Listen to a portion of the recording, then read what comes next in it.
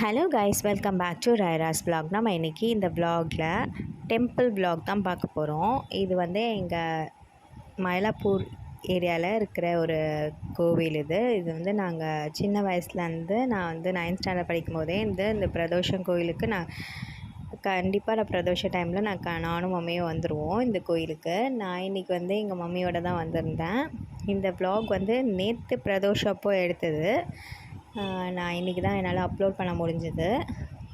இந்த கோயில் வந்து எங்கே இருக்குது எக்ஸாக்டாக பார்த்தீங்க அப்படின்னா, மயிலாப்பூரில் வசந்த பவன் எல்லாருக்குமே தெரிஞ்சிருக்கும். அதுக்கு நேர் பேக் சைடில் இருக்கிறது தான் இந்த உண்ணாமலையார் கோயில். இது ரொம்ப குட்டி கோயில் தான். ஆனால் வந்து எல்லா அபிஷேகமும் இதில் நீங்கள் வந்து பார்க்கலாம். இதில் நீங்கள் ஒரு 5 o'clock வந்தீங்க அப்படின்னா நந்தி அபிஷேகம் பண்ணுறதுலேருந்து சிவன் வரைக்குமே நம்ம எல்லாமே பார்த்துடலாம்.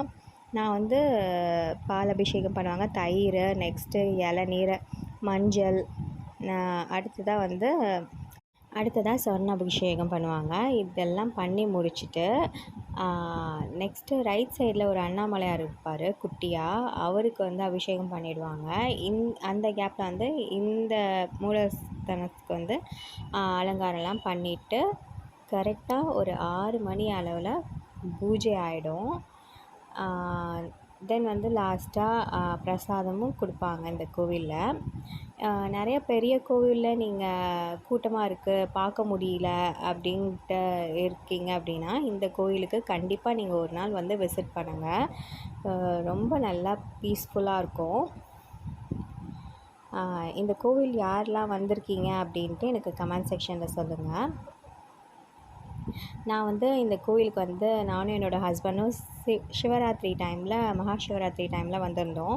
4 கால் பூஜையும் இங்கே நடக்கும். ஸோ நானும் என்னோடய ஹஸ்பண்டும் 4 கால் பூஜையுமே இந்த கோவிலை வந்து பார்த்தோம். கரெக்டாக 6 மணிக்கு பார்த்திங்கன்னா இந்த தீபாராதனை ஸ்டார்ட் பண்ணிவிடுவாங்க. அண்ட் இந்த கோயிலில் வந்து இன்னும் நிறையா ஸ்பெஷாலிட்டி சொல்லணும் அப்படின்னா வந்து ஐப்பசி மாதத்தில் அன்னாபிஷேகம் நடக்கும் இல்லையா, அப்போது வந்து நீங்கள் என்ன வேணாலும் வந்து கொடுக்கலாம். அந்த அரிசி, பருப்பு, வெல்லம், பச்சரிசி, இந்த மாதிரி சக்கரை பொங்கலுக்கான ஐட்டம்ஸ் நீங்கள் என்ன வேண்டிட்டு வந்து கொடுக்கனாலும் அவங்க ஏற்றுப்பாங்க.